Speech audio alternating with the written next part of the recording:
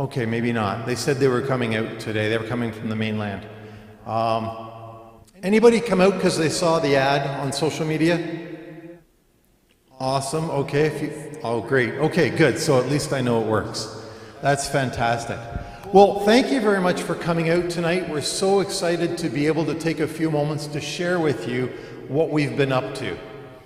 So for the folks who are meeting us for the first time, I'm Michael. I am Angela. And together we are the Toonie Project.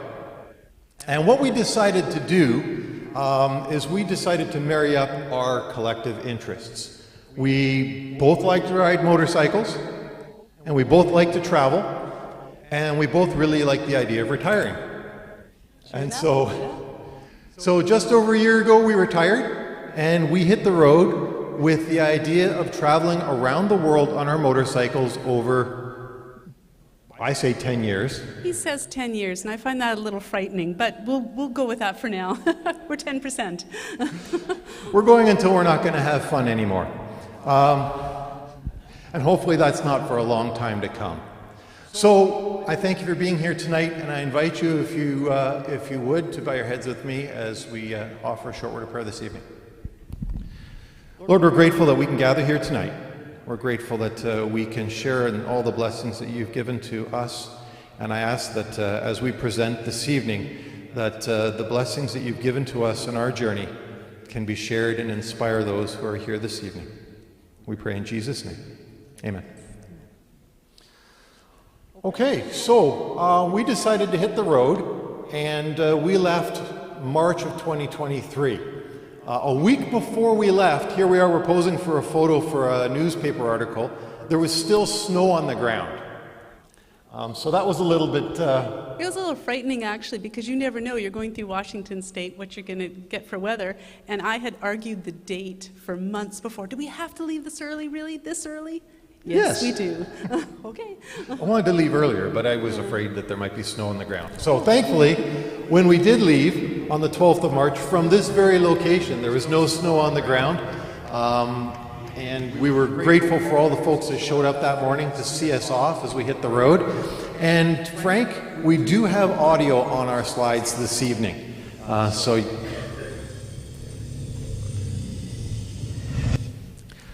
So we hit the road with two kind of goals in mind. One, to have fun, and two, to do some good. And hopefully we properly articulate all that as we do our presentation this evening. And before we totally get started, keep in mind we're going to have a question and answer period at the end. So if there's things you want to ask us about, make a mental note, and we'll chat with you after from here.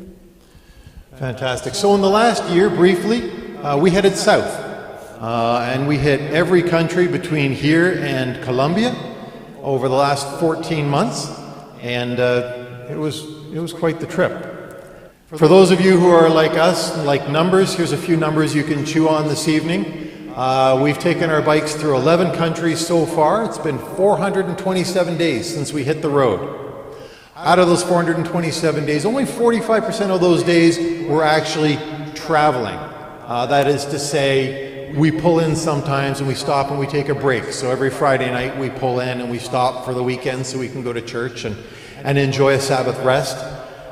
Sometimes we'll pull into town and there'll be something interesting in town. And so we'll take a couple of days to go and explore that and to see what is on offer where we're located. We've logged over 32,000 kilometers so far. On those days when we do travel, we average about 140 kilometers a day, which isn't very much, but when you think about the quality of some of the roads we've driven, there are times when it takes a lot longer to do those 140 kilometers. Our longest day was probably kilometer-wise about 350, 360 kilometers. Like a tank of gas on one of these bikes, yeah. And our shortest distance day was 7 kilometers. But it was worth It was stopping. planned. It was planned. It was worth stopping after the 7 kilometers. We're averaging a great 3.1 liters per 100 kilometers fuel mileage on our bikes, which means our fuel cost is remarkably low, thankfully. Hottest temperature we've seen, 46 degrees in Belmopan, Belize. and that's hot. It's so hot, especially when we wear all the gear all the time, and it was so hot. Yeah. We saw 3 degrees when we were up at 2,400 meters, something like that, in the Copper Canyon in Greer, Mexico. And between the two of us, one of us has dropped their bikes 8 times and one 6 times, and it doesn't really matter who. And one more number that's not on here is he lost 20 pounds and I lost 10 pounds. So one of the questions I was asked even before we started was whether or not we were camping, and no, we're not. We did try that on a 3-week trip before taking off on this journey, and decided as much as we like camping, we weren't going to enjoy camping on the trip because we have to carry all sorts of extra gear, and you know, if it get in late, if it rains, your gear's wet. We decided that wasn't going to be something we'd enjoy. And the rest of the Americas aren't really conducive to camping like Canada and the United States are. When you cross the border into Mexico and you're in Central America, there's so many inexpensive places to go sleep that you don't need to have all that other stuff with you. It was just easier not to. And I like air conditioning. There's that too. Especially at 46 degrees. It's hard to put an AC unit into your tent. So hotels, hostels, Airbnbs account for most of where we've stayed. We've taken advantage of an organization called Bunkabiker for a few places. Friends and friends of friends. We'll talk more about orphanages later, but we have stayed at some orphanages. We met some awesome strangers who very kindly invited us to stay in their homes with them.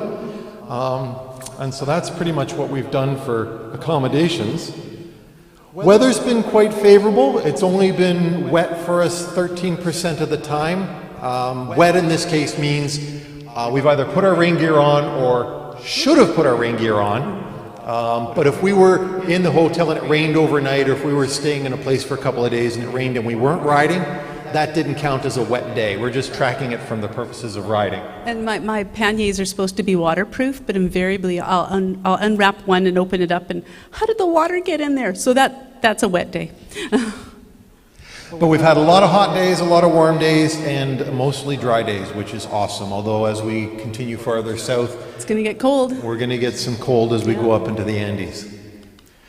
As far as finances are concerned, here's a bit of a breakdown for you. As I mentioned, gas is only 4% of our budget, which is fantastic. Accommodations, predictably, is the most expensive. Food between restaurant and groceries works out to about a quarter of our budget. Entertainment is things like admission to museums or parks or activities that we do. I go scuba diving, and so my entertainment, this is an average between the two of us, my entertainment budget's a little higher than Angela's. I don't scuba dive. Riding a motorcycle in a foreign country is risk enough for me. So my fuel budget's a little higher, my food budget's a little higher too. But otherwise, we've got a breakdown here for those who are interested. And so tonight we're going to share a little bit about what we've done, what we've seen, and hopefully what we've learned. First, of course, we spent just a couple of days in Canada. We went to the mainland, stayed with friends the first night. Angela's got 2 brothers in the Vancouver area that we went to visit and say goodbye to before we hit the road. And then we went into the States. And we didn't want to spend a lot of time in the U.S. because we both traveled in the U.S. a fair bit, and the weather was still not very pleasant. So we hustled our way south through Washington, through Oregon. It took us until we got south of San Francisco before it actually started warming up. That spring was a rather wet, cold spring, if you remember it. But we were happy to get down. U.S. is also really quite expensive. it was very expensive, so it was nice to make that a short visit. Yeah. And this is a round the world trip. And we had this discussion many times. When do you qualify for calling yourself on a round the world trip? Certainly not when you're in the 11th province, right? So the US doesn't count. 11th province, what? Well, as opposed to the 51st state. Okay, got it. Right? So of course then we were going to be in Mexico, but we've already both been to Mexico, so we figured that didn't count. No. So we figured, okay, Belize. It's going to be Belize because it's the first country neither of us have been to. And then, they speak English. That's too easy. Okay, so Guatemala, but I've been to Guatemala. Before, yeah. So El Salvador. Yeah. But they use U.S. currency. So we're trying to justify the fact that we're on a round-the-world trip. So it took us a number of countries to be able to do that. So by the time you were in Honduras... I don't know, we're on a second continent now, so maybe that counts. Maybe that counts. Right? We're on our way anyway. Yeah. But we get to Mexico, and here we are getting ready to cross the Mexico border. Now, I'm going to put this out to you. What do you think the number one question is that we got before we started our trip? The number one question that overland travelers get as they get ready to embark on a trip. Take a guess, anybody? Where are you going? Okay. Yes, definitely not in the top two, but it's a popular one. Travel insurance is getting closer. Will it be safe? Exactly. The number one question that we get asked and that gets discussed is it safe? And that's a fair question, to be honest with you. We've been asked it many times, and I think we asked it more than a few times as we were preparing for the trip. Yes, we did. But the reason why I think the question comes up a lot is because we mostly learn about other places by news media, Facebook, whatever is in the newspaper. Media, yeah. And because of the type of stories that get featured there, we often think that other places are very dangerous. And never go to the Travel Canada website that gives all the codes from 1 to 4 to tell you what country is safe to go in and out of. You will never leave the country if you're just using that. You'll die everywhere. You'll die everywhere, exactly. But, I mean, the reality is that the news doesn't report a balanced approach. And for those of you who live in Victoria know that downtown Victoria can be a little bit dangerous. So in preparing for our journey, we did a lot of research into what the common problems are and how we could be best prepared to address those problems. And one of those issues is safety for the motorcycle. I mean, safety for us, of course, is important, but if someone steals our motorcycle, then we're not going to be riding the motorcycle around the world, are we?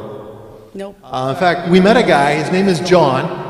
He took off about the same time we did from Portland and was doing about the same first leg of the journey down to the bottom of South America, and we ended up catching up with him in Guadalajara. And we had a good visit with him, but a week or two later, he was in Tula and had his motorcycle stolen. Out of a secured parking lot that was attached to a hotel that had camera surveillance. Oh. Yes. And he's locked his steering. On a motorcycle, you angle your steering, you take your key out and you lock your steering, so it makes it that much more difficult to roll away. And his bike was stolen. Consequently, when we go looking for a place to stay, we're looking first and foremost for a place that's secure for the motorcycles. Air conditioning even comes second to that. Yes. So we have had the opportunity to park our motorcycles in hotel lobbies. We've parked them in people's gardens. We've parked them in people's living rooms. We've been able to drive them right into where we're staying to make sure the bikes are safe. I know, somebody moved their tree for us. I know, it's great. To make sure the bikes are safe and secure so we can sleep well and know when we get up the next morning that they're safe. This is Juanita's place in Batopilas in Copper Canyon. And Juanita is an icon in the overlanding community.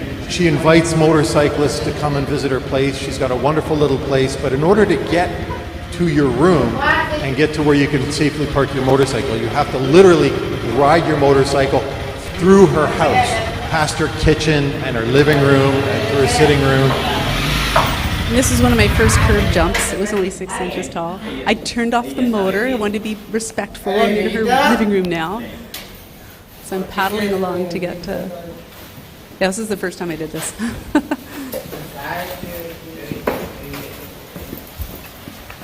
Rockstar parking, baby! Oh, I put the bag. That was rockstar parking, baby, is what I said. So we've been very fortunate that we've been able to find secure parking for our motorcycles virtually every night as we've traveled, and so we can sleep comfortably knowing that the motorcycles are going to be there in the morning. Yeah, exactly. Now, it's important to remember, about the same time we went to enter Mexico, there were a couple things that had been in the news recent to that time. One of the incidents was when 4 Americans crossed from Texas into Mexico and were killed, and I believe the cartel was implicated in that. Yes.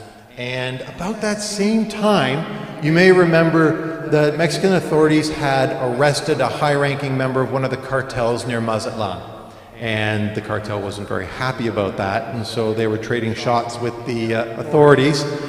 And some of the planes, even at the Mazatlan airport, were catching bullets, and so it was a bit of a hot zone for a while. And so we were well aware that the cartel could be an issue as we traveled through Mexico.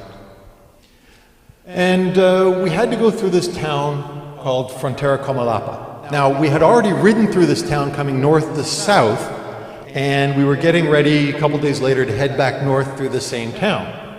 But somebody told us that's a really bad idea because the town is cartel controlled, and not a couple months earlier there'd been a massive period of violence where they were burning cars and there were shootouts, and we just got the advice it was really smart to not go through Frontera Comalapa. But it was a 6-hour deviation, and we thought, we went through there last time, we were fine. Let's just stick to the plan, and we'll just go through there again. It'll be fine. And so we did. It wasn't fine. So here we are, we arrive at the southern entrance to Frontera Comalapa, and there's the welcoming committee. There's about 6 or 8 guys there, and they're all waving at us. They were waving at us. So we waved back and kept going. Yeah. And 4 or 5 blocks later, 3 motorcycles caught up to us and hemmed us in, caused us to stop. And one of the guys hopped off the motorbike and came over and started talking to us. Surprisingly enough, we didn't speak a word of Spanish. We forgot all our Spanish right there. It was like, tourists, Canadian tourists. So this poor kid, and he was a kid, he was 16, 18 years old. He looked really confused, had no idea what he was about to do. Pulled out a little walkie-talkie, and he was talking to somebody. And he was in a heated conversation over this radio, which means he wasn't paying attention to us. So we just kept going. Yeah, which involved avoiding them, going down a road that we hadn't planned, like crossing a farmer's field, trying to get back to the main road so that we could really leave quickly. And we did get to the main road, where we met the, what's the opposite of welcoming committee? The goodbying committee? But they weren't goodbying. Now there's a string of men across the road. They're stopping us. They're pointing to us. Pull over now, pull over. So what they apparently had done is radioed ahead, said there's 2, I guess gringos, whatever. You need to talk to these people, because obviously with our motorcycles we're easily identifiable. And so I'm worried. Michael's playing this off very lightly. I am very worried. I'm very uncomfortable. It feels like there's more people than he thinks there are. There's more motorcycles around us than he thinks there are. And I could have sworn I saw them packing like guns. But anyways, they didn't yell at us. They didn't show us any of their hardware.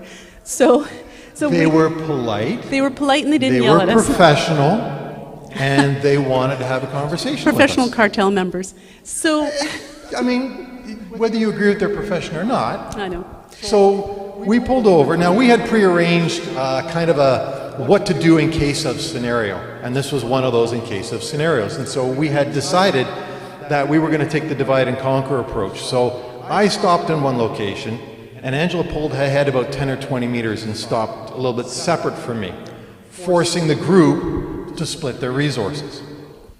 And so here we are, we start talking, and they had found a guy who speaks English. Well, 2 guys actually, because Michael had one and I had one. But one thing you may not realize is Michael and I have our helmets on. We're wearing comms. We have communication systems, so we can talk and hear each other all the time. Sometimes we can even hear another person that might be talking.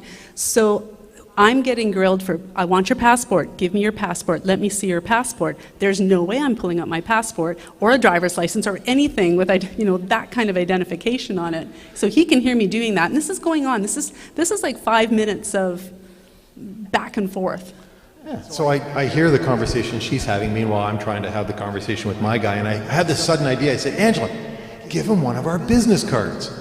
So instead of handing over a driver's license or a passport, we made a whole stack of these cards, and we've been handing them out all over Central America. And we hand these cards over, and instantly the whole tone of the situation changes. I think they thought we were like YouTube stars or something. the cameras come out and They're they're taking taking selfies selfies. with us, and can we have some more cards? And we're like, okay, do I have our full names on there? No, we don't. We're not that identifiable. So, it was a really weird get out of jail free card. So, and it worked. So yeah, I mean, everyone got lighthearted and they were joking around, and they said, "Okay, God bless, have a good day, enjoy your trip." Yeah, it was bizarre. And off we went. Bizarre. So that was kind of interesting. Now, Mexico is a big country. Not quite as big as Canada, but it's a big country. And we actually spent 173 days just in Mexico, exploring 30 of the 32 states there. And it was fantastic. We got in to see some of the larger towns, but we also really enjoyed getting into the little pueblos, the little villages, where they don't really have anything that attracts tourists. So you're probably the only foreign person traveling through there in a great long while. We got out to see some of the beaches. The water's absolutely gorgeous. We got up into the mountains. Here, I think this is the highest elevation we hit so far. All sorts of fantastic natural wonders. This makes me think of Mars. All sorts of fantastic natural wonders as we traveled through Mexico. But one of the other things that we were concerned about, one of the things that we had a fear about perhaps, is lack of infrastructure, right? We were concerned that we were going to have to drive along and we weren't going to find gas, for example, anywhere. And this is one of the very few places, there's a stretch in Baja California, where you should probably stop here and get gas, because there aren't any gas stations within about a 400-kilometer window. But this really was about the only place. The other place was in Batopilas, near Juanita's place, where we had to get gas from this young fellow here. It's like a surgical tube. Like, I don't even know. Like, they just know. And so he's an 11 or 12-year-old little boy that's on the other end in his little garage, and he gives me the hose, and he says, "Oh, put the thing in the tank, and here we go. This is it." When you think about our infrastructure, how we deal with gas stations, how you can't have a cell phone out near it or any of that kind of stuff. This was crazy. Yeah, then that was the family business there, was to sell gas to people coming through the town. But one of the things that we were told, and we've had reinforced through personal experience, is if there's a road, there's probably going to be people. And if there's people, there's going to be a place to sleep, a place to find food, and a place to buy gas. And so we have gotten past that fear of lack of infrastructure, and even if we're buying off some guy in his shed here, we're still able to get gas. We did really enjoy a lot of the sites that we saw. The bottom two pictures here on the left are from a church that is known as the Sistine Chapel of Mexico. And the video here on the right is of another chapel that has been called by some one of the 8th wonders of the world. Incredibly ornate, incredibly beautiful, fantastic visit we had here. Yeah. This church, not nearly in as good a condition. This church got hit by a volcano. And that's lava. It got engulfed. The whole town actually got engulfed by lava.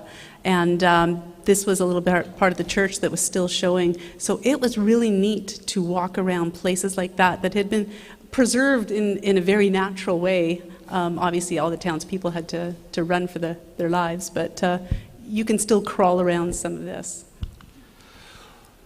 Because of the Catholic influence, we did get a chance to see many wonderful churches as we traveled through, and also many much older structures in the ruins that cover Mexico, Aztec and Mayan ruins. And absolutely phenomenal structures. We got a chance to see a lot of them. Like a lot. So I think Michael had pinned on the Mexico map. It felt like all of them, but maybe not all of them, but a lot of them. It was fantastic to visit these places and learn about some of the history, and just to kind of imagine what life might have been like 1,000 and 1,500 years ago. We're wondering, how did they live? Where did they live? Where did they get their food from? A lot of the temples that are left for these cultures are worship grounds. and sacred to the people of that time. So it wasn't always where you could find it where they lived or what the population, how many people lived here. I mean, I always think about, like, well, where are their bathrooms? Like, what did they do for that? Like, there's no sewage pipes, that kind of stuff. So yeah. That's always interesting. So we mentioned that our two parallel goals were to have fun and to do good. And so as part of our travels, one of the things that we wanted to do was, as we travel, we were visiting orphanages to learn how they function, learn what their needs are, and to see if there's a way in which we can help to meet those needs. And so while we were in Mexico, we visited the El Oasis orphanage just outside of Ensenada. And they don't actually use the word orphanage or orfanato. It's Hogar de Niños. It's the house of children. They've really softened that up. So that's what we came across. Now, you won't see through our photos a lot of pictures of kids because they really discouraged us taking photographs of the children for a whole variety of very legitimate reasons. So this is one of the few here. The model that this orphanage used was what I thought was a really positive model. They had several different houses, and each house had a couple that would live there as the mom and dad. They'd often have another adult there as a helper. And then they'd have 6, 8, 10 kids living with them, and this would function as a family unit. And they'd break the kids up so they'd be, all the young girls in one house, older girls in another house, and so forth. And so the kids were in a stable home environment with, while not their parents, at least a couple that served instead of their parents to provide a long-term, as normal an environment as they could possibly have. And so we talked with the staff here. We stayed here almost a week, and we learned about how they function and what their needs were, and we determined, working with them, that one of the things they really needed was a couple of more washing machines, because each house, of course you got 6, 8, 10 kids in the house, that's a lot of laundry, and not every house had a functioning washing machine, and so they'd either have to wash by hand or they'd have to go to a neighboring house and split their resources. And so we went into town with money that we've received through donations and bought a couple washing machines for them and donated it to the orphanage.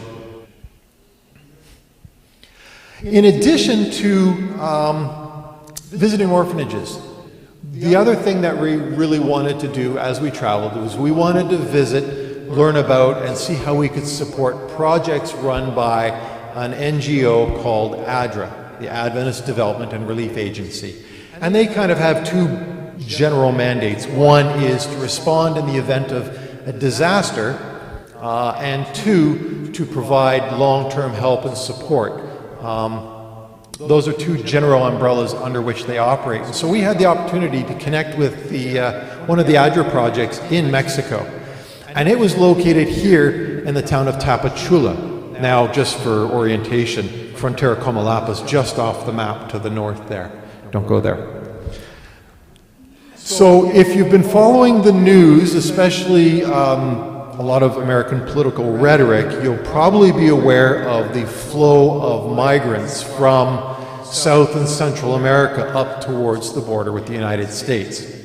Well, the vast majority of those migrants flow through this very area. Probably 90 to 95% of them flow through the lower circle, and most of the rest of them flow through the northern circle. And they all end up converging in Tapachula. Up until 9 months ago, there were mechanisms in place offered by the Mexican government to help the migrants as they transited up towards the U.S. Things have changed over time, but one of the things that hasn't changed is the flow of migrants. And so ADRA is working here to assist.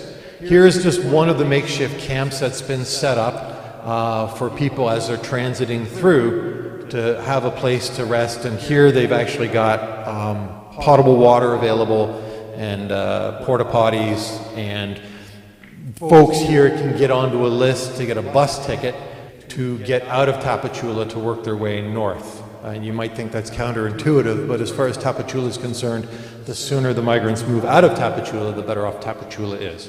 So it's a municipal thing versus a federal thing. We actually traveled to the border. Right here, there's a shallow river, and the far side there, that's Guatemala. And as you can see, there's this little makeshift raft here, and there's guys who make a living. Their business is to load people on to the raft on the Guatemalan side, and then someone will drag the raft across. You see it's only about 3 feet deep where that guy's pulling the raft, pulling people across the river to the Mexican side. No checkpoints, no immigration. No paperwork. No paperwork, no authorities.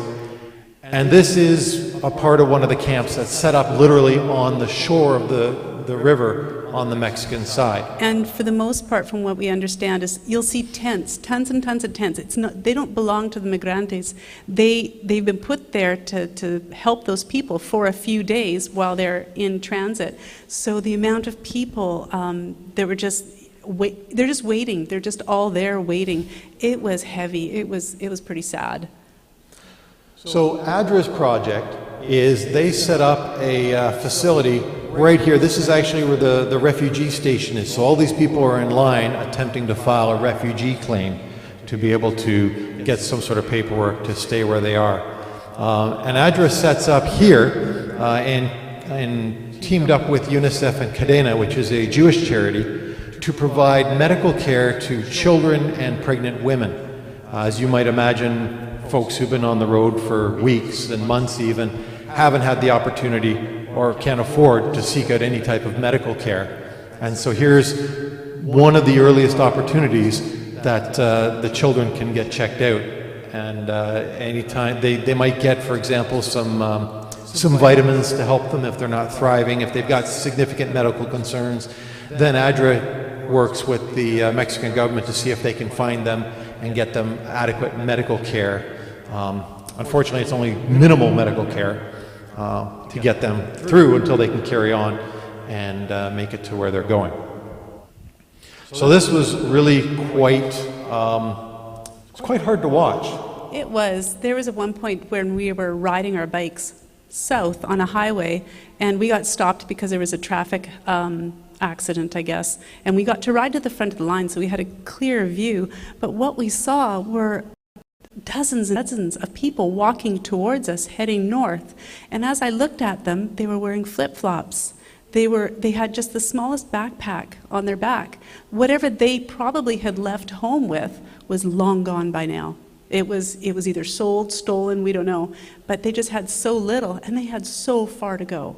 So as we're standing there with our bikes and we're watching them, I'm just like, it was hard. But they've all got a dream, whatever they think that dream is. Yeah.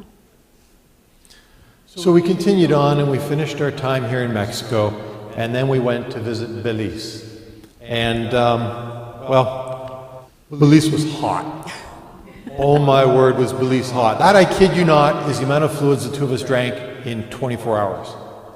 We're having a hard time keeping up with it, yeah. Trying to keep hydrated. Now, as Angela mentioned earlier, when we ride with all the gear all the time. So helmet, jacket, pants, gloves, boots, and... One of my favorite pieces of gear, if you're into motorcycles, we got for our bikes, and I really love mine, is it's a camelback. So if you're hiking, you can take a backpack with a water pouch. It's got a straw thing, a tube, and you can drink as you're hiking. Well, they've made one for motorcyclists now, and so that's sitting there. It's filled up with 1.5 liters of water. You've got the tube. You can ride. You flip up your helmet. You just, grab it with your non-throttle hand. You take a drink to stay hydrated, and that was important. We could empty that so quickly. That helped. Yeah. I mean, on a hot day, our limit is usually about 3 hours of riding, but when we were in Belize, after about an hour and a half, we were done. Yeah. It was just crazy, crazy hot.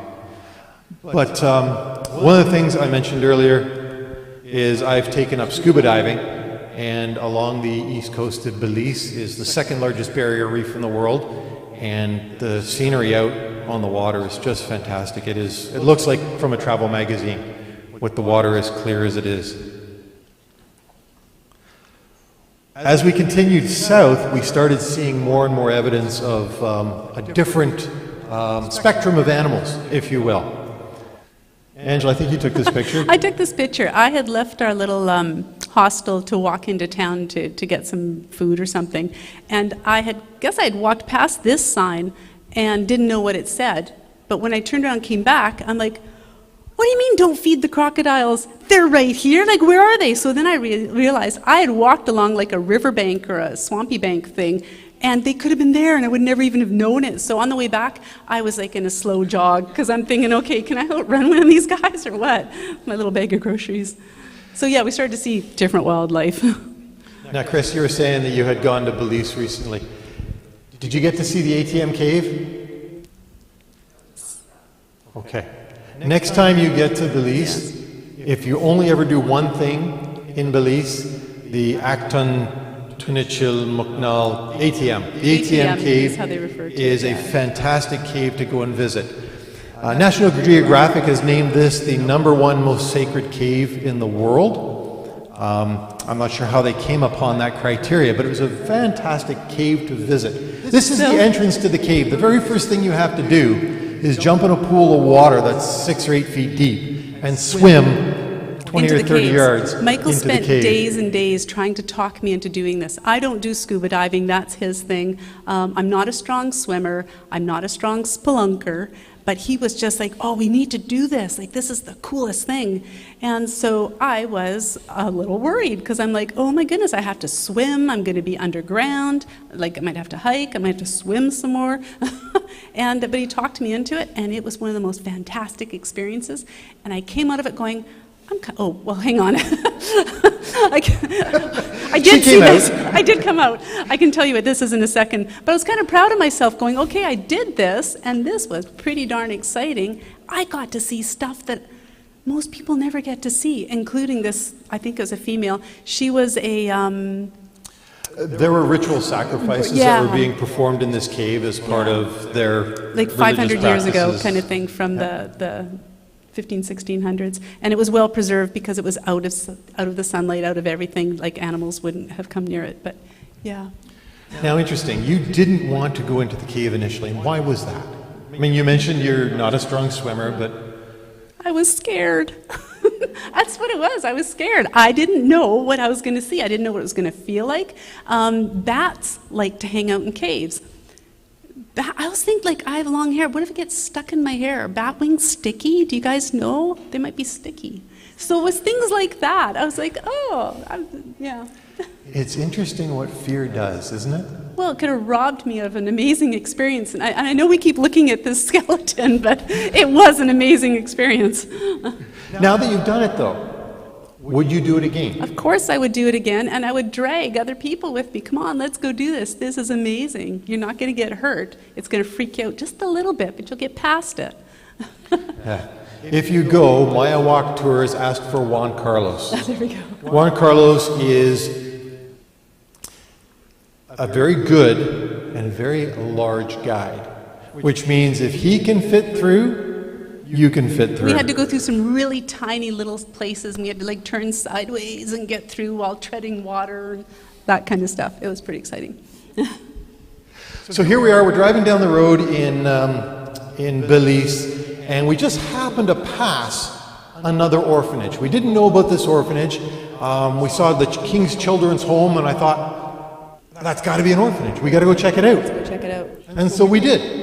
And we stopped in for a short visit, and we met the guy in charge, and we talked to him about what their needs were there. And he told us that one of his needs was to have one of his vehicles repaired. Just east of Belmopan, here we are in Belize by the red arrow there.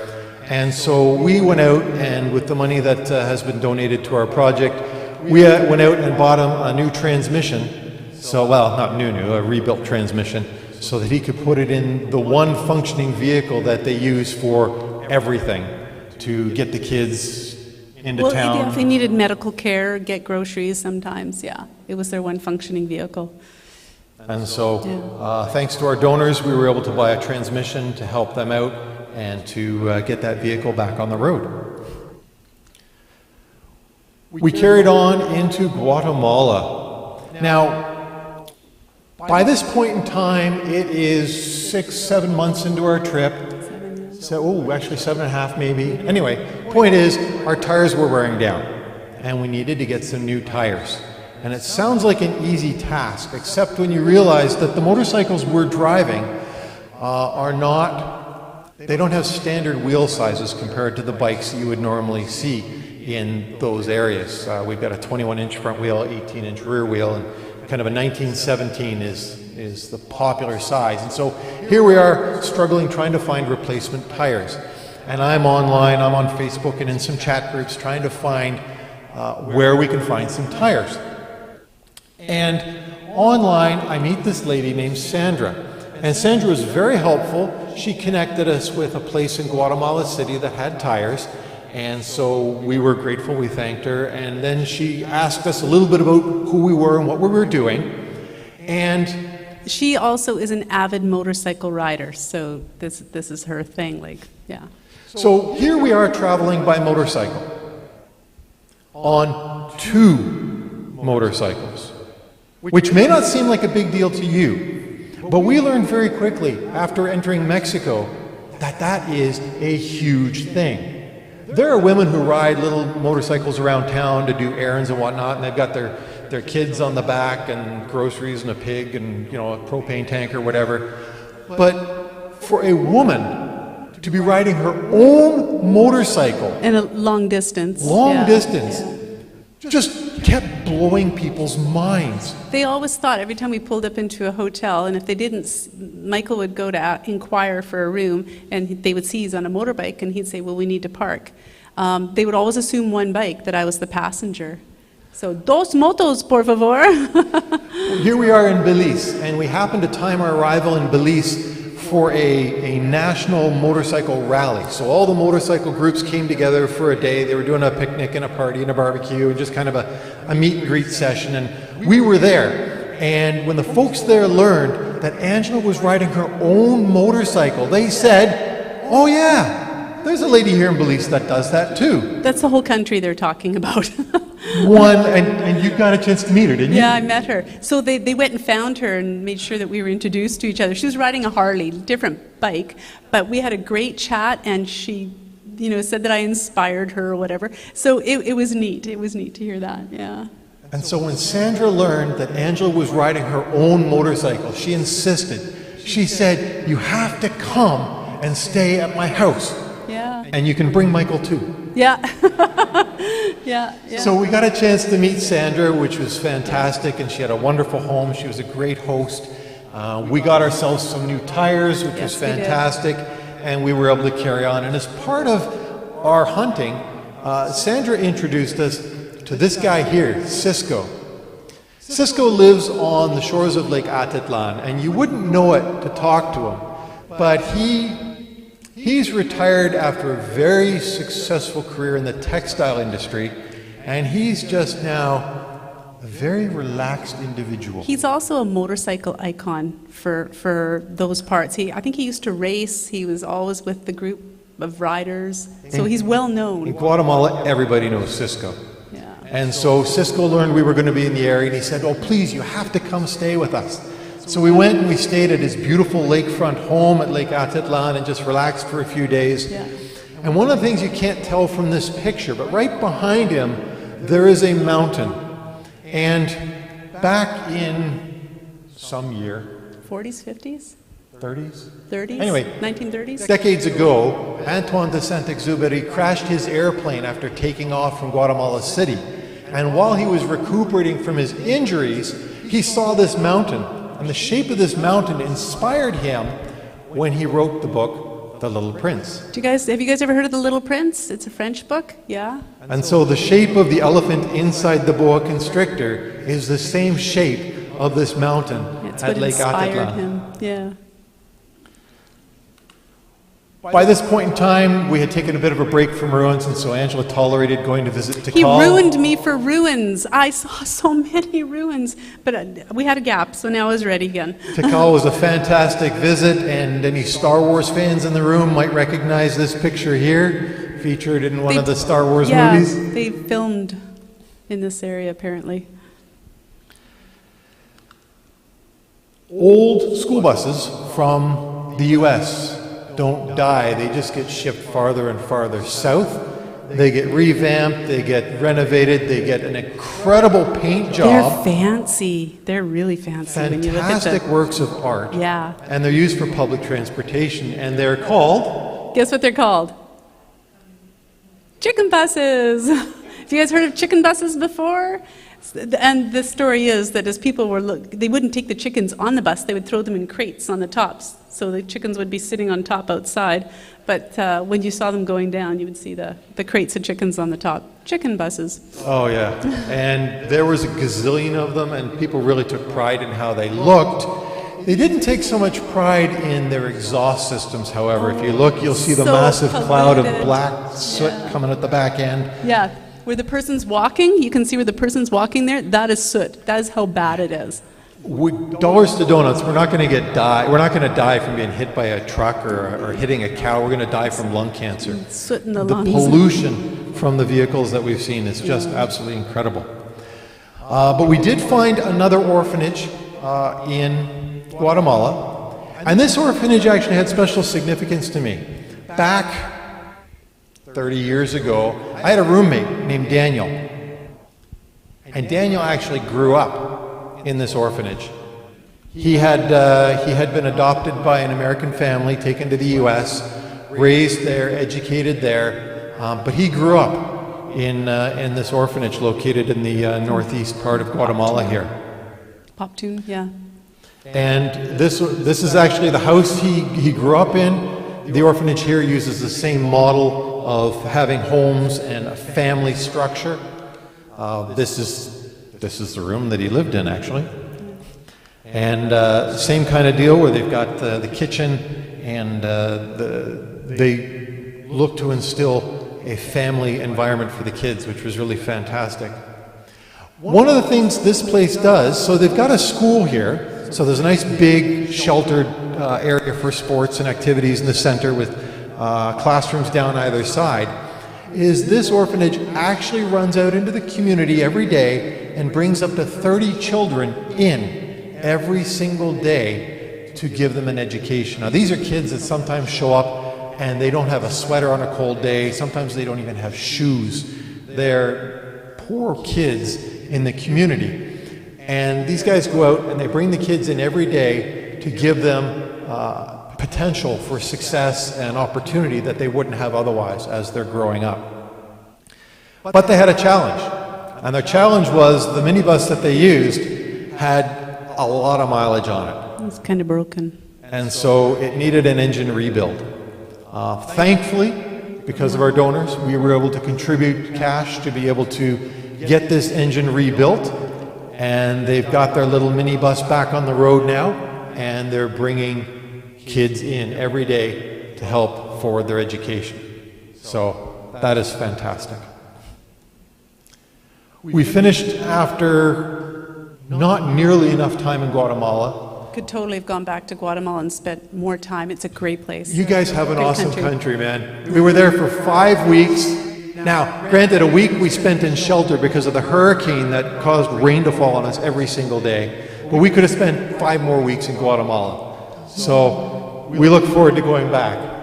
The one country we might go back to, yeah. Guatemala, El Salvador, Honduras, and Nicaragua work together. Yeah. So when you enter, you get a 90-day visa for all 4 countries combined. So we couldn't stay too long It's just not enough in time one to do 4 country countries. because we'd have to end up getting out of Nicaragua after 90 days. So we headed on to El Salvador, and if Mexico is a country for ruins and Guatemala was super friendly people, then El Salvador was the country of volcanoes. And we crossed into El Salvador and we really got a chance to enjoy some fantastic volcanoes. Santa Ana volcano, highest point in El Salvador, was a nice easy hike up. El Boquerón, just outside the capital, was a great place to visit as well. I think I just about died coming out of this one. It was really steep and really hot. And I'm like, I wonder if they can airlift me out of here. Is this when we hit the little button for like medic evacuation or something? It was so hot and so steep. Yeah. But one of the other things that we enjoyed, not just in El Salvador, but in all the countries we've been to so far, is the food. Now, in this town here, you know it, right? Every weekend, every single weekend, they have a food festival. And it's block after block after block of wall-to-wall food. Now, in this case, most of it's barbecued meat of some sort, so being vegan, that wasn't nearly as tempting as it might have been otherwise. We did find some vegan food there, but between the pupusas and the pozole and the patacones and the shecas and the chucos and the cacao, I've been eating my way across Central America. I don't know how I lost 20 pounds. I don't know either, but it's all those volcanoes, right?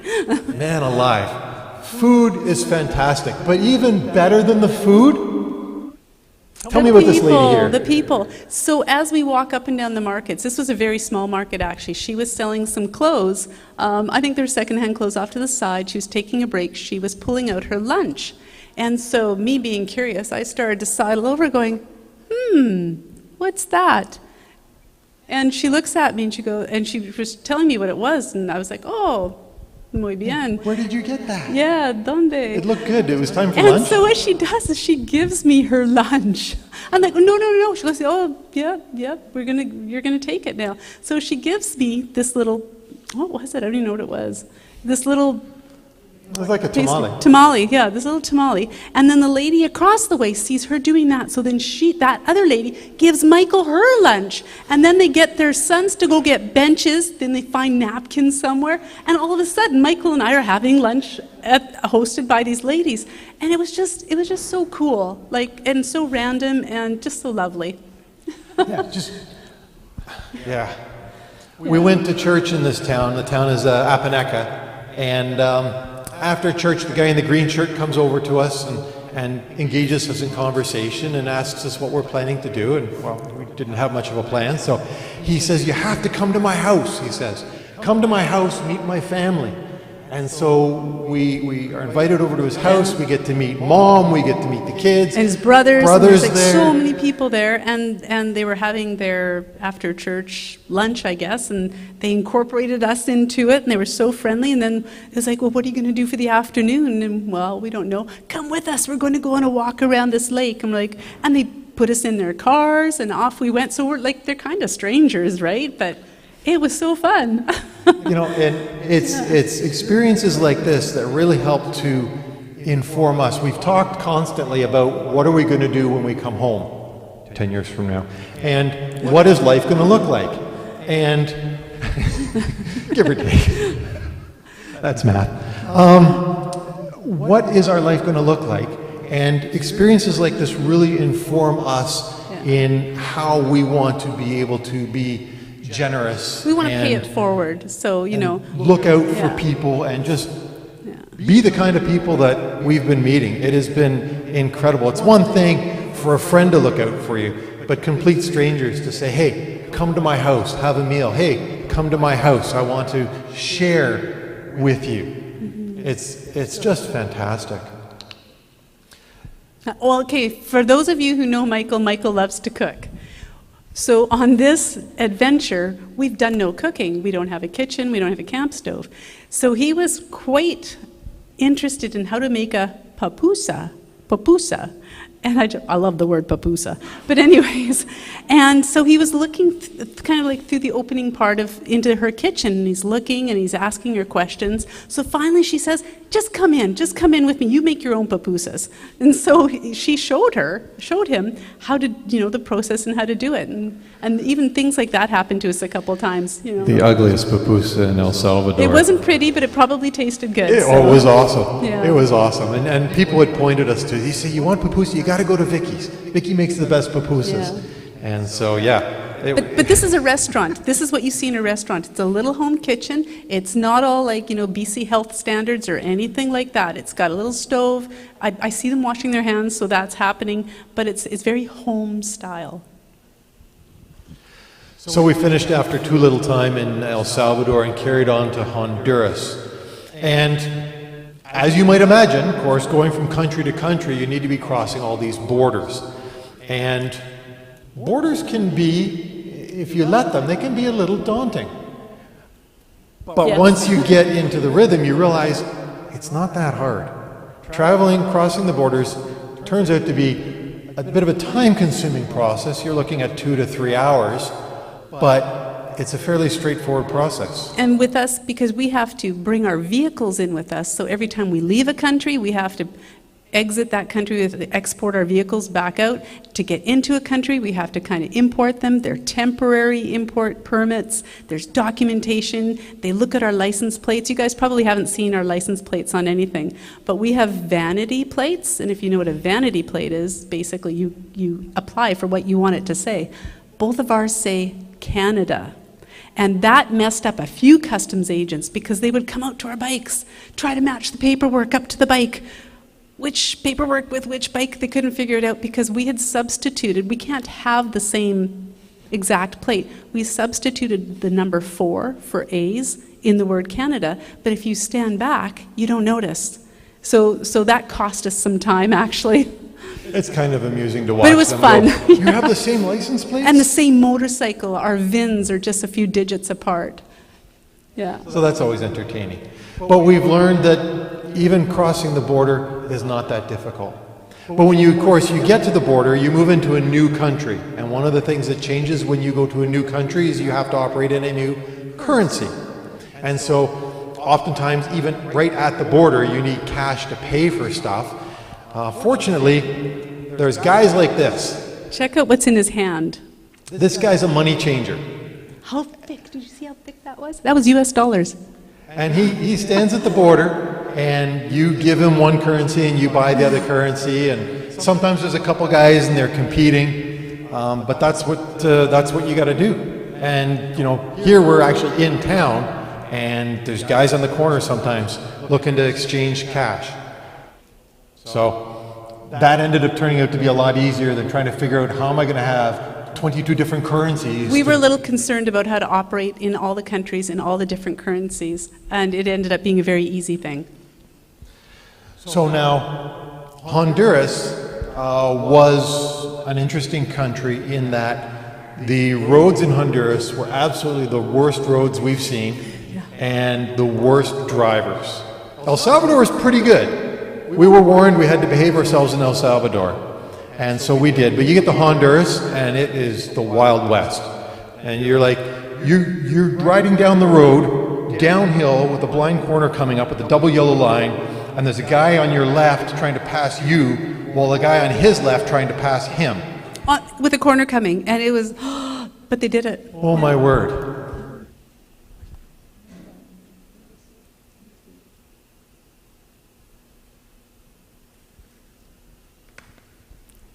All right. Roads were absolutely atrocious in terms of condition. I mean, we've ridden in 32,000 kilometers, 97% of our roads have been paved. Now, sometimes they're paved. Yeah, they say paved, but they're potholes with some pavement left over. Man alive. In contrast, by the way, Nicaragua, best roads anywhere. Yeah. Better than here. The drivers, well behaved, better than here. You don't see an incident of road rage, nobody speeds, they've actually got traffic signs up, so you know what the speed limit is, and you got cops every 300 yards. Yeah. So, but Nicaragua is it was a great change from when we were in Honduras. Noah, Angela's son, works with Vic PD here, and he's got his application in to the RCMP, and he's excited to become a full-time police officer. And so, because we're traveling by motorcycle, we really don't have any room in our luggage to store souvenirs. So we take photographs and have memories, just like the Jim Croce song, but we're not really out collecting souvenirs per se, except for Noah. Noah asked us if we could help add to his collection. He likes collecting the embroidered patches from various police departments.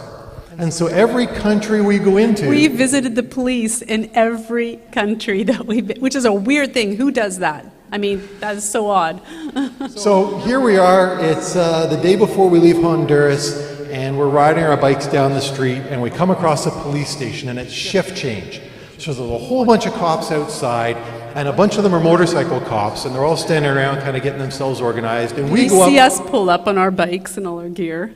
We pull up and we explain who we are and what we're looking for and can they help us. And they got so excited. One guy runs back into the police station, comes out with one of his old shirts. That's a shirt. So you see that there's a blue part of the fabric and there's a little patch between his hands. He's taken a uniform apart. They're going to hack it out with the knife. So we've got a patch that still has the shirt attached to it. So we have managed to collect patches for every single country so far that we've gone through. Yeah. We've even gotten Special Forces for Special Honduras. Forces, Senafront in one, the Border Patrol in Panama. Yeah, it's been fun. It's been a little thing that we can do, like to go get something as a memory. So we always take pictures. We have the pictures of us doing this, and Noah gets his souvenir. But it's interesting to see how positively the police have responded. Yeah, yeah. Now, while we were in Honduras, we did stop at another orphanage. This one belongs to Reach International, and this one was a little bit different. It's located here near Santa Barbara in the western part of the country. And Angela, I know you wanted to talk all about this picture. This is one of my absolute favorite pictures, and this is actually the backdrop on my phone for months now. So what happened when we were here in Santa Barbara at this particular orphanage is I got sick. I got sick for like 5 days, high fever, the whole thing. I ended up staying in the accommodation they gave us. But the accommodation wasn't where all the people were living. It was a little ways away. And once a day, he'd get me out of bed, do a little walk. I get to walk by this little burro. I get to walk past this little burro, and he would yell at me, "Meow!" Like he would yell at me, come trotting over, and he'd look at me. I don't even know what he wanted, a carrot or something, but he made me smile. So now he's on my phone as a memory of being there, because every time I open my phone up, there he is. I should name him, actually. We'll have to think about this. But yeah, so that was... Burrito, I guess, right? So this orphanage uses a slightly different model. This is a U-shaped set of buildings, and they have a bunch of small rooms, and they've got 3, 4, 5 kids to a room. They don't use the home model. This orphanage, like every orphanage, needs money. But more than that, it needs people. The poor guy that runs this place is the only employee here. He's got 2 or 3 volunteers that are there. One of them was leaving the same week we came by to visit. But he is virtually a one-man show running this place and working with the kids there. And I tell you what, he is doing an absolutely fantastic job with the kids. They've got, the youngest I think was about 4. They just brought a 4-year-old boy in. And they've got kids that go right up to 18 and beyond. And what they've done is they have, he's been working a lot with the older kids, helping them to adopt a fair bit of responsibility. We've got this young lady here, her job was to make the tortillas. And so tortillas are with every meal down there, like tortillas is their bread. She made the tortillas for all the kids for the orphanage. These ladies here, they were responsible for running the kitchen, and so they rotated through cooking the food for every meal. These young ladies here, they ran the bakery, and not only were they baking bread, but they actually take the bread and they sell it in town as a way of generating income for the orphanage. So as much as they need cash for all the projects and the maintenance and the upkeep, they need people.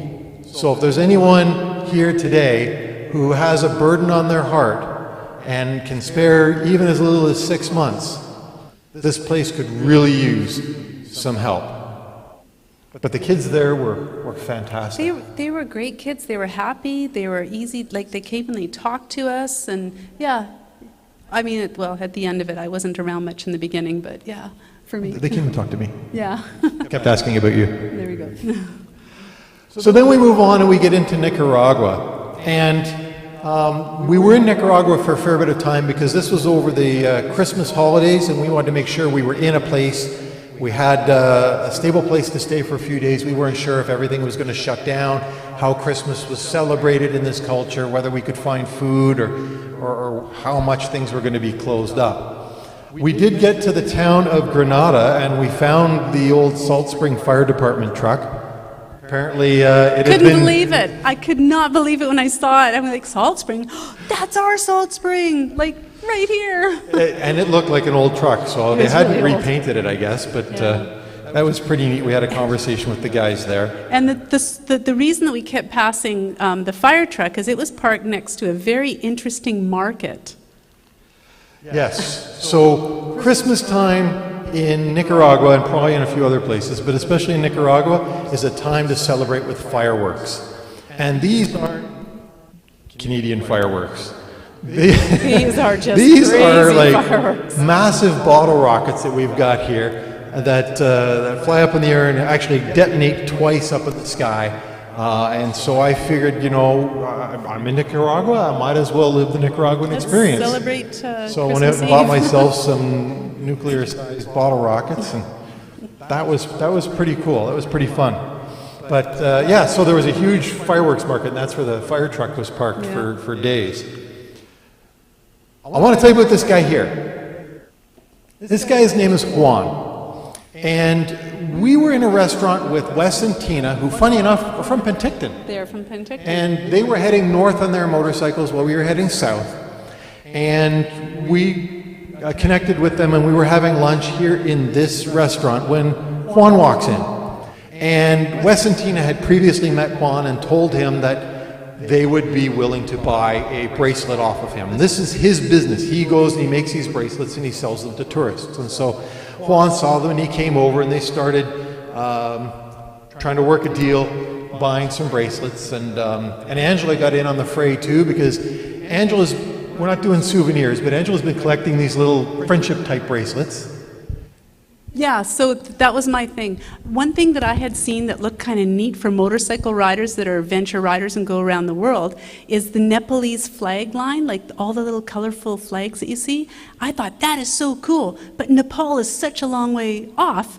What'll I do? So I started buying these little friendship bracelets that had maybe the name of the country or the flag on it, and I've tied them to my motorcycle handlebars as a reminder to where I've already been. And so I took the last batch with me, but I started the next continent with Colombia, so I'm going to continue to collect those.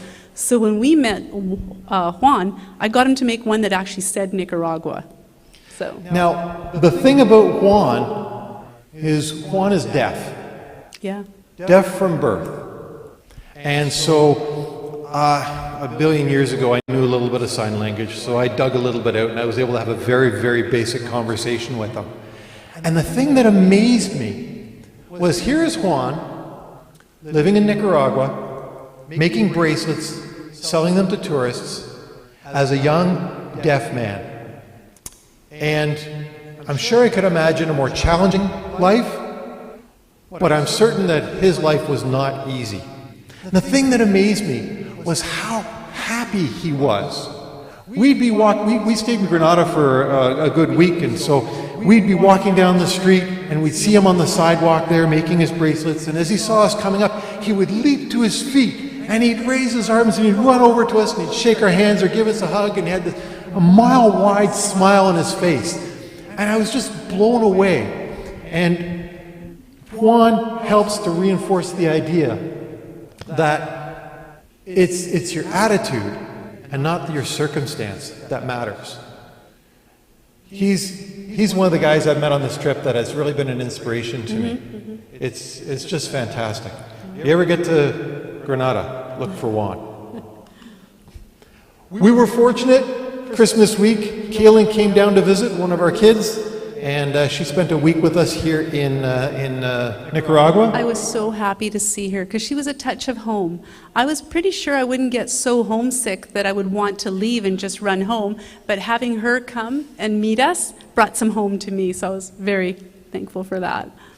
So we took opportunity to do some fun stuff with Kaylin while we were there, and this is a volcano. And I think this is the only place in the world where you can actually toboggan down the side of a volcano. And it's probably not the safest activity. It's not safe. Nope. They had a radar gun, and I got clocked doing 60 kilometers an hour coming down this thing. Yep. Which was awesome because I didn't fall off. The guy there in the white shirt, He did 74 kilometers an hour, but he wiped out. He wiped out, and he just took all the skin off of everything from his wrist to his elbow. And after Michael had come down, was talking to some people, another lady had come down. She'd flipped off the board. The board came over, hit her in the back of the head, and then one of the, I don't know, somebody came up to help her, and they put their hand there, and they came away with blood. And so anyways, I didn't do this either. I'm riding a motorcycle around the world. I'm good with that. I don't need to be on the side of a volcano sliding down it at 60 kilometers an hour. What were you thinking? I can't ride 2 bikes at once. I'll tell you what I was thinking. I'm up there standing at the top of the hill looking over, realizing I can't see the bottom of the hill because the hill curves like this. And I'm going... You walk back down? No, it was a long walk up. Kalen was there. But see, Kalen, so who does he take? He takes his daughter. Like, what? She went down at a more sedate 30 kilometers an hour. And after that, they give you goggles, they give you a jumpsuit, and he had bits of lava, like, in his ears, all crusted in his eyes, like, oh man, it was, oh. Yeah. But it was fun. Continuing at the volcano theme, we went to Messiah, and Messiah is one of the few places where you can go and you can stand, and we were there after sunset, and you could actually look and see. So you're looking down into this, you're not looking at a horizon or anything. They built a platform. This is bubbling red hot lava. Like, this is the real deal. So you're looking, and you're over the edge, and it's like, oh, like, that is crazy, and it was bubbling, and it was coming up. Yeah. At least it wasn't like, it's active, but not active in the blow-up sense. So we finished in Nicaragua, we sent Kalen home, and we crossed over into Costa Rica. And so if food and ruins and volcanoes were the previous countries, we get to Costa Rica, and Costa Rica is all about ecotourism and animals. Yeah.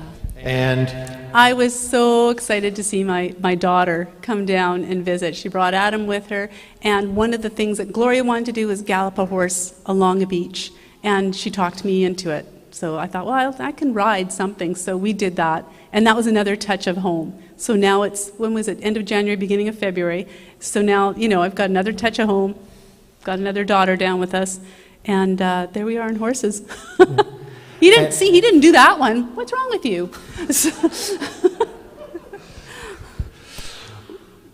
Costa Rica is absolutely gorgeous. We had the opportunity to see so much incredible natural beauty in terms of geologic formations, and we also got an awesome opportunity to see so many different animals. Okay, look at this picture closely.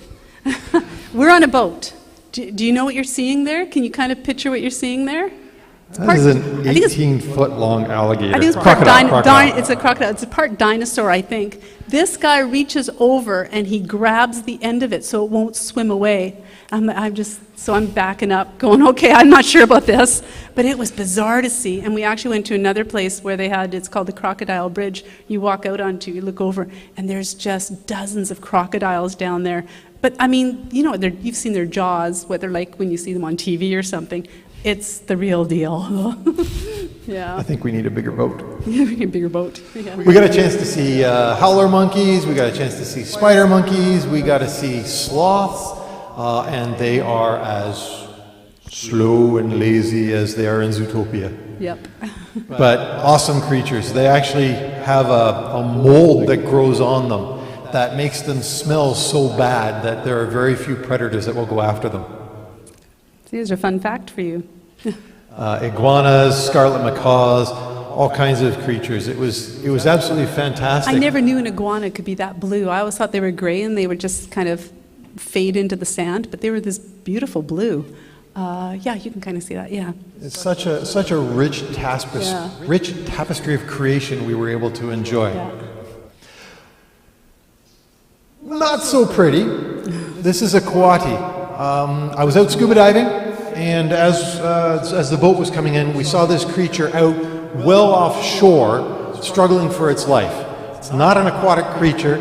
I'm not sure how it ended up out there, but it was moments away from going down. And so we decided to throw caution to the wind and haul this guy into the boat. Now this guy is probably nose to tail about 3 feet. just to give you an idea. So those teeth are in fact quite large, and you can't see his claws in this picture, but he does have some pretty fierce looking claws. And I think the only thing that prevented us from having a more dynamic interaction was the thing was exhausted. And so we threw him there. How big was he, would you say? It's kind of hard for perspective. 3 feet, nose to tail. Yeah. Okay. And then we rode him to the shore, and we managed to get him out of the boat, back into the water, and then pushed him with a boat pole up to the shore, where he scampered away off into the bush. On another dive, lots of awesome creatures above the water. But if anyone's ever been scuba diving, you know that there's a lot of awesome creatures under the water. So here I am. There you are. I didn't do that. Did I already say I didn't do that? I didn't do that. Just scuba diving. Just finished the dive. I'd taken my buoyancy control device off, and they hauled it up into the boat. And I'm halfway up out of the water on the ladder when the guy in the boat yells something at me, puts his hand on my forehead, shoves me back into the water. I'm trying to figure out what's going on here.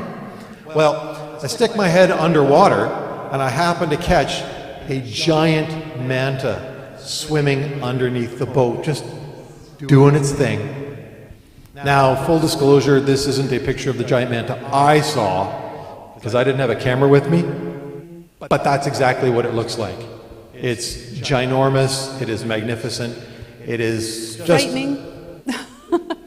An incredibly frightening. incredible example of creation. Yeah, no, it's an incredible creature. She freaks out when I tell her to go diving with sharks. I know. He goes diving with sharks. They're so cool. Okay, so of course it's not all fun and games. We did also stop. We found another orphanage here in Costa Rica. In fact, we were at church, and while at church we were talking to some people, and we were telling them what it is that we're up to, and they told us, oh yeah, there's an orphanage just down the street. So we went down to check it out, and that's where we met Sister Grace.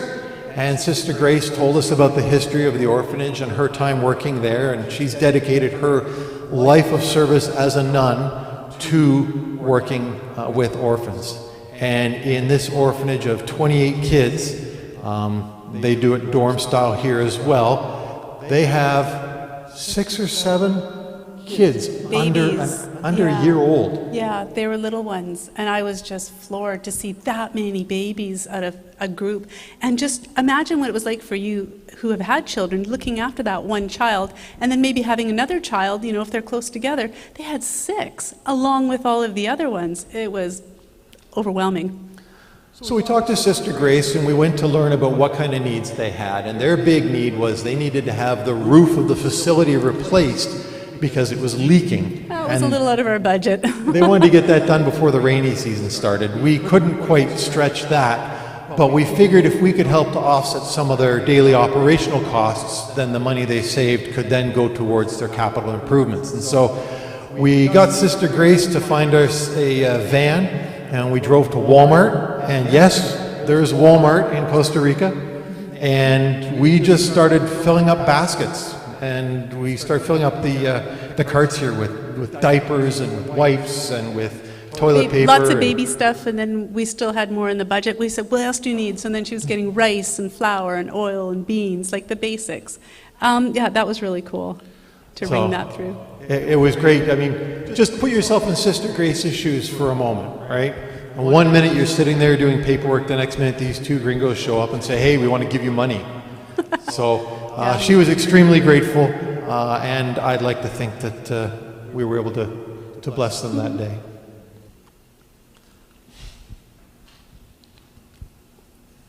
This is you. This is me. We've got sound here, I think. My first river crossing.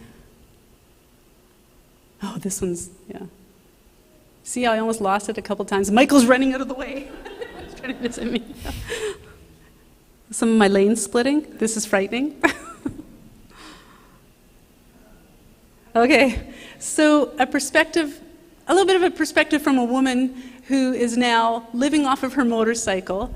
Everything that I have and that I need is now in my panniers. So, and I'm coming from a house. I'm coming from a full household worth of stuff. pared it down. We sold everything basically to do this because we're committed to this for a long time. So when we come back here, we're not coming to our house. We're staying with the youngest son, who's storing some of the few things we have left. And the mindset, like, so I've had a couple of years to warm up to the idea of what this is going to look like. So I've been planning. But, you know, when I think about what I had a walk-in closet full of clothes. Now I have 3 T-shirts, a long-sleeve T-shirt, a pair of pants, and a pair of shorts, and some socks and underwear. And so I'm doing laundry in a sink almost every night, wherever I'm staying. That's my new normal. It's luxury to get to use a washing machine. And then, well, I used to get my hair cut, and maybe some gray disappearingness, you know. Don't do that anymore. Now, I let my hair was almost down to my waist by the time I got back, because I don't do the haircuts. I don't have a blow dryer. I don't straighten it or curl it. It simply goes into a ponytail. It's kept clean, and that's it. Low maintenance, because I'm on the road. I wasn't a huge shopper, but I like to shop. It's fun to walk in and out of stores and look at things and imagine what they might look like if you get to wear them or get to put them in your home. There's no more of that. We spend our money basically on the basics, you know, accommodation, fuel, parts. Fuel, yeah, we get to shop for parts. That's exciting now. So I've had to do a little bit of a change, just as a woman. What my life is going to look like, possibly for another 9 years, but that's okay, because I have learned that I actually am enjoying the simplicity of life on the road. Things are so much easier. Border crossings don't freak me out. The thought of them did, but that's easy. I have everything I need. I've got my support system with me on this one, but even if I did it on my own, I think I could, now that I've got some experience of what it's like to travel as a woman, and it's not that scary. It's really cool, and you get to meet so many people. You know, you learn the language as best as you can, and it's been. I don't have to do laundry. I don't have to cook. I don't have to, you know, do the dishes. I don't have to manage a household. How have your worries and your concerns and your fears changed? Okay, well, this has happened a few times, but there's different things to worry about, and all of them are easy to manage. I mean, I'm the one that dropped my bike 8 times. Sometimes I go into situations a little too hot and the back end slips out and woohoo, there I go. So, but it's typically on sand or whatever. I have realized that the worries and fears and anxieties that I might have had, see, there's been a little bit of a theme. I don't know if you've noticed here. We've had a little bit of a theme. And so I'll use the fear word, but there's also worries, anxieties. They're in my head. They're typically in my head. I make mountains out of molehills. I know I'm not going to die, so why should I be that worried about whatever it is I'm worried about? I'll get through it. Even when I fell, I didn't break anything. Did I break anything on the bike? No, I don't think I did. A few scratches. Yeah, no, so I'd have like nice big bruises on my legs and all that kind of stuff, but I got out of it. Michael had helped me pick up the bike typically. So I just wanted to mention that to women out there, that you might not ride a motorcycle, but you might want to do something that is a little out of your comfort zone, a little outside of the box as far as expectations of what women do. Just try it. Just go for it. And you will gain joy, I bet, out of whatever that is. So fear is an interesting thing. Well, it's powerful in a way, isn't it? Yeah. Fear. We're going to come back to that in just a moment. We're getting close to the end here. Yeah, we're almost done. And so Panama, the last country in Central America. Now, there is a highway that goes from Prudhoe Bay in Alaska all the way down to Ushuaia in South America. It's known as the Pan American Highway. And you can drive almost all of it. Well, actually, not so true. You can drive all of it. But it does get interrupted. Between Panama and Colombia, there's about a 100-kilometer section there known as the Darien Gap. And it's virtually impenetrable jungle. You can't take a vehicle through there. I mean, I suppose if you want to carry it and drag it like some people have, you could, but you certainly can't ride through it. And so we wanted to drive to the very end of the road. Here I'm trying to encourage Angela to cross the bridge already. Michael wants me to ride across that. I mean, it's not that hard. Yeah. But we drove right to the very end in Yaviza in Panama, 12,588 kilometers, from Prudhoe Bay, the end of the northern half of the Pan American Highway. But I want to tell you about Jack Young here. We met him in Bocas del Toro, Panama. He had been working as an engineer building hydroelectric dams in Korea, and he had a vision for what he wanted to do down the road. So he retired, and he went and he got his motorcycle license, and then he bought a very large motorcycle and got 3-inch lift boots and decided he was going to travel around the world on his bike. And so he chose to put fear aside and to try living out his dream. Left Korea, rode all the way across Russia, pinballed around Europe for a bit, shipped his bike to Buenos Aires, rode south to Ushuaia, and went on his way north towards Alaska when we met him in Bocas del Toro. And Jack Young is a great example of helping us to know, to remember, to realize that fear can limit us. But those limitations are psychological in nature. And if we allow our fears to limit our potential, we won't be able to achieve what we could otherwise. And so, certainly, Angela, with just riding the motorcycle and leaving the comforts of home and going to the ATM cave, and me scuba diving and volcano boarding and all the other things that we've done, I know for us, that's been one of the ways in which we have challenged our own limitations to help to recognize that a fear that we might have is just that. It's psychological in nature, and you can push past that.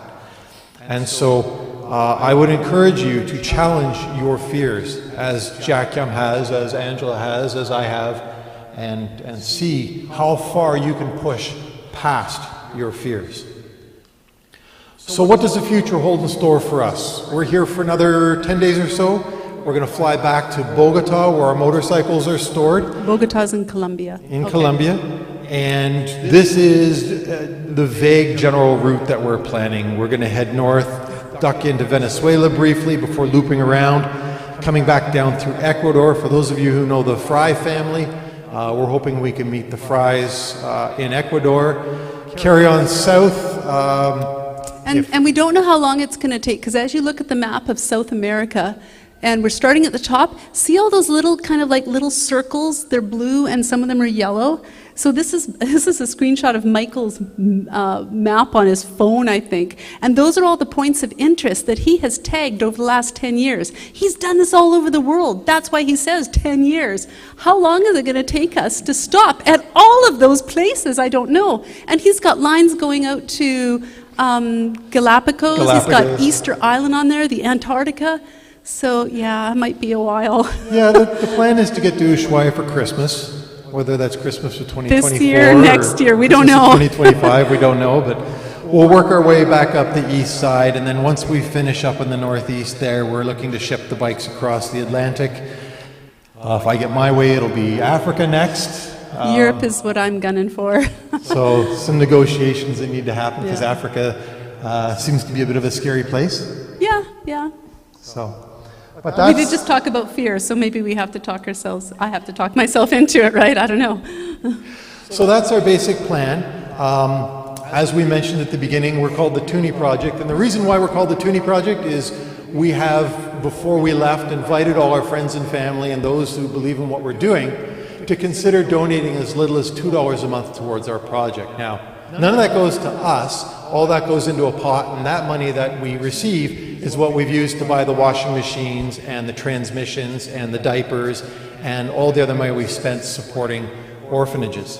So if you tonight are excited about what we're doing and are interested in helping us, there's two ways you can do that. You can either visit our website, go to the I Want to Help tab to Canadian donors, and you can send us a donation through there. If you're Canadian, e-transfer works great. I love the Canadian banking system. If you want to talk to us afterwards about a donation, you're welcome to do that as well. And if you continue on the website, you'll see we track all the money we receive and how it's being spent, so we're very transparent in that regard. And with that, we come to the end of what is probably slightly longer than we had anticipated, in which case, thank you for your patience. There is food that will be served momentarily, but we would like to open the floor up to questions and answers in case anyone has any questions. We'd love to take If you a have few some moments. answers, let us know. We'd love to hear what questions you have. Colleen. Board game cafes. We found 3, 4, 5 in Mexico. In Mexico, and then it started to dry up after Mexico. It was hard to find any board game cafes. Michael and I are avid board gamers, and so that was something that we were looking forward to do. Didn't find it, but we play online at Board Game Arena. So now we go online and we play all of our favorites on there. So yeah. Unfortunately, after Mexico, it kind of dried up.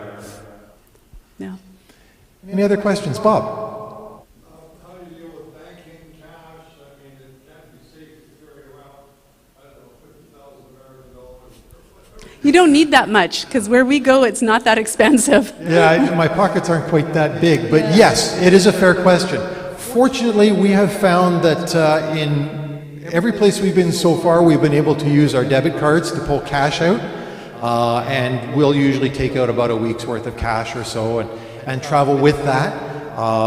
We had, up until Panama, we'd been paying exclusively by cash because we didn't want to compromise our credit cards. And in fact, one of my credit cards did get compromised in one of the rare uses that I did use it, which means I had to get it canceled because I didn't want to pay for $2,500 worth of hotel rooms in Paris, which did become inconvenient because I'm now out of credit card.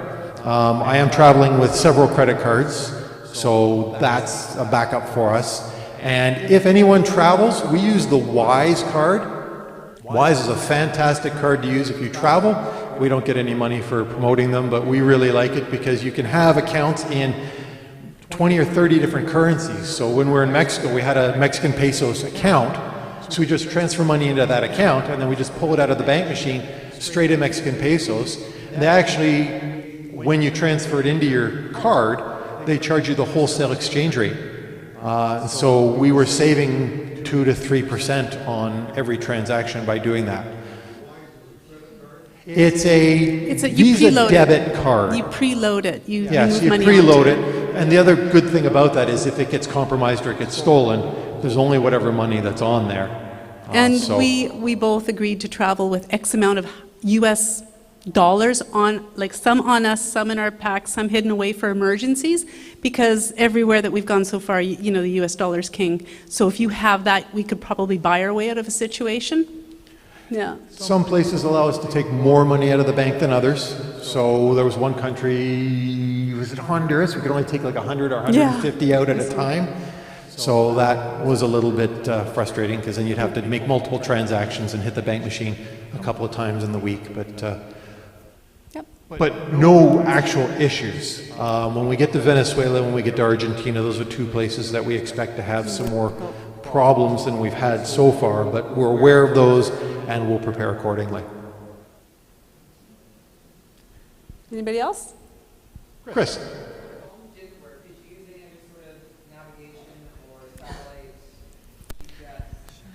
So I used a Garmin GPS and I downloaded the open source maps. And I downloaded Google Maps, so we ran two systems. She uses an older cell phone using maps offline, which does cause a little bit of friction between the two of us because my route and her route sometimes don't agree. He wants to follow the purple line, and I'm showing like other things where, you know, I would go left where he would go right, and it makes no sense. And we have almost always had connectivity.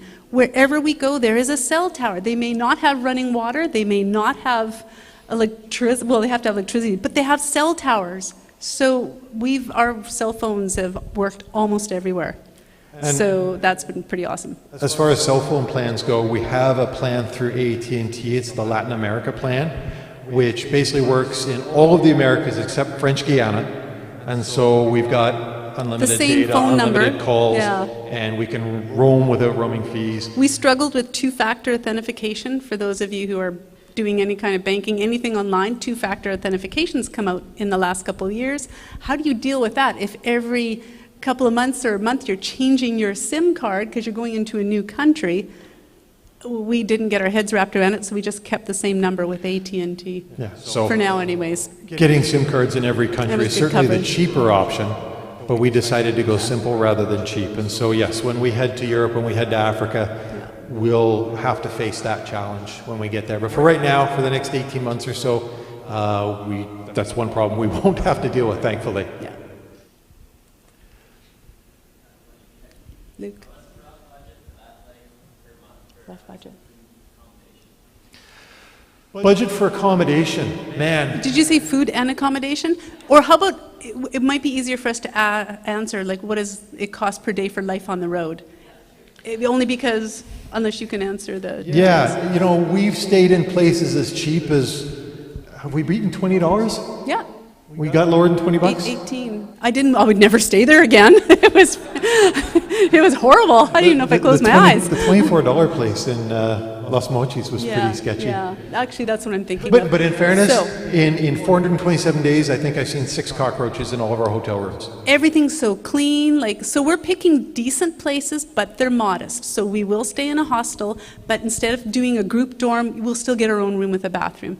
My average roughly, since we left over the last 420 days, I'm spending around $75 Canadian a day to do everything, like everything that you've seen with the adventures, my gas, my tires, flying my motorcycle from Panama to Colombia. It's about $75, and my budget was $90, so I'm ahead of the game. Like I'm okay with what I'm spending. He's a little bit more because of the scuba diving, because he eats a little bit more. We pay for our food separately. He buys a little bit more gas. He's just a little bit heavier.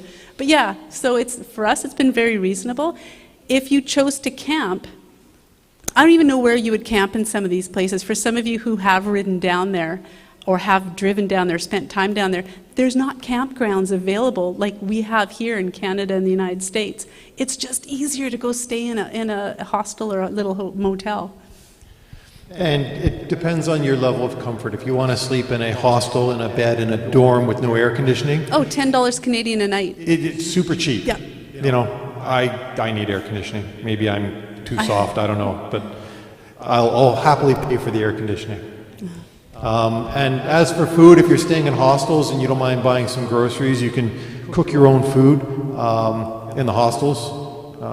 We normally take care of our breakfasts. I travel with a bag of granola and stop to get some fruit juice in the local equivalent of a 7-Eleven.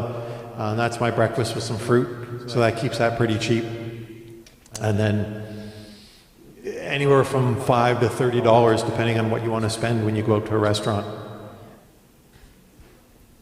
All right, Hugh. Oh. Good question. I figure I'll be happy if I can get 150,000 kilometers out of my bike. We've got I'm at 34,000 now because we put a few kilometers on before taking off on the trip. So if you average that out, we should be able to get a good 5 years on the road before we get close to that mileage. We're putting the effort in to maintain them well. Change the chains, and have a good look at them, changing the oil. Our bikes are very long increments for oil changes, but we're paying attention to it. Yeah, 150,000. Fortunately, they're very simple machines. Yeah, they're basic. So there's not a lot that can go wrong with them. Honda's CRF 300L rallies. They're on the small side maybe for North America, but they're perfect. They're almost a little bit big for where we're going, where we've been. Yeah. So it'll be a balance. Once we get to the point in time where the maintenance and the hassle gets to the point where it's a burden, then we'll look to replace the bikes. But until then, change brake pads, change shoes. Michael and Joke in the back. Shoes, tires. Mike?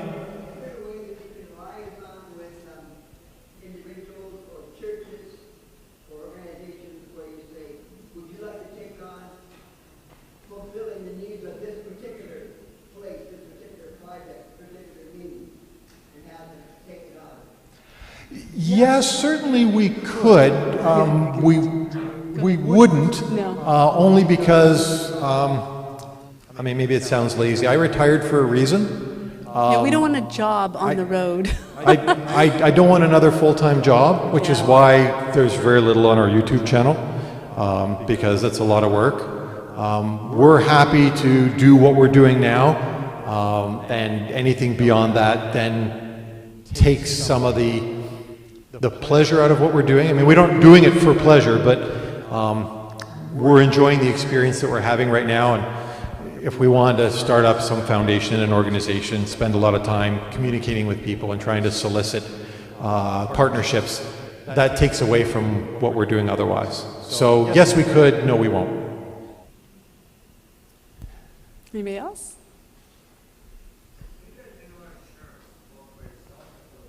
Insurance? Are you talking about medical as well? Medical insurance and insurance for the, yeah, okay. So from the medical perspective, we had a bit of a challenge. There are a number of good medical plans available for people doing something similar to what we're doing. But there was only one plan that we could find that was suitable for what we are actually doing. A lot of plans will limit you in terms of you can only be traveling for 90 days at a shot, or you get great coverage until your provincial health care expires, and then they only cover you up to a very minuscule amount. Or they limit you in terms of, you know, you can't ride a motorcycle at all, or you can't ride a motorcycle off-road. Can't go volcano boarding. You know, scuba diving is excluded on most of them, sort of thing. So we did find one policy by IMG that works out really well. You can pick your coverage, you can pick your deductible, and it offers emergency medical care, non-emergency medical care, medical repatriation, evacuation insurance in case of political unrest or natural disaster. And it's like for a whole year, we were able, so we don't have to deal with it all the time. We got a whole year's worth. So a little bit expensive, but we know we're covered, and we only have to deal with it 1 year at a time. And then with the motorcycle... Yeah, I was just going to say the policy is good for up to 3 years, which is quite unusual. And then at the end of the 3 years, if you're still traveling, as we hope to be, then you can just start a new policy. So IMG's got a great policy for that. As far as motorcycle insurance, we will purchase motorcycle insurance that is required by the country that we're traveling in. So when we entered Mexico, they required a liability insurance, so we had that. When we got to Guatemala, they did not require insurance, and so we did not purchase any insurance. We look at it from a perspective, from a collision comprehensive side of things, you'll not get coverage, or if you get coverage, it'll be so expensive it's not worth paying for. No point.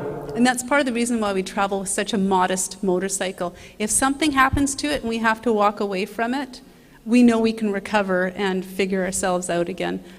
Health, we paid the big dollars for, but we paid the absolute bare minimum that the country requires. Part of entering a new country for us. ICBC is useless, so it does you no good. Yeah, so when we're required by law to have it, we have it. When we are not required by law, we don't. Pardon? For the motorcycles? Yeah, no, only every country we go across, part of entering into the country, they let you know, you need to go over to that building and buy your insurance now. And this is what it's going to cost, and this is how long it's good for.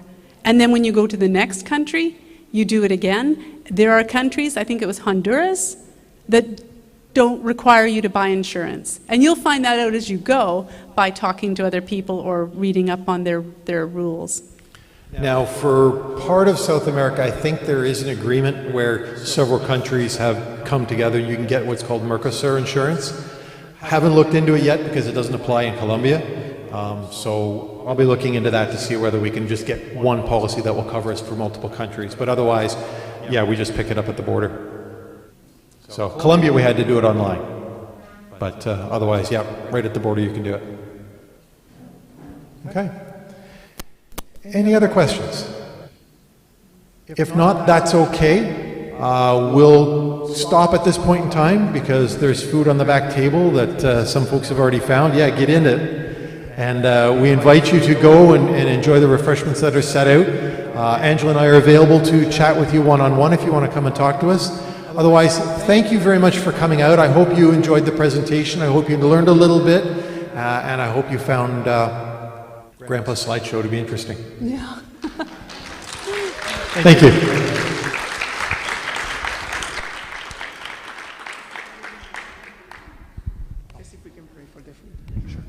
Okay, so thank you so much for coming out. Let's have a prayer for the food. We have some soup, buns, and variety of fruits and yogurt and a little bit of everything. And feel free to eat a lot.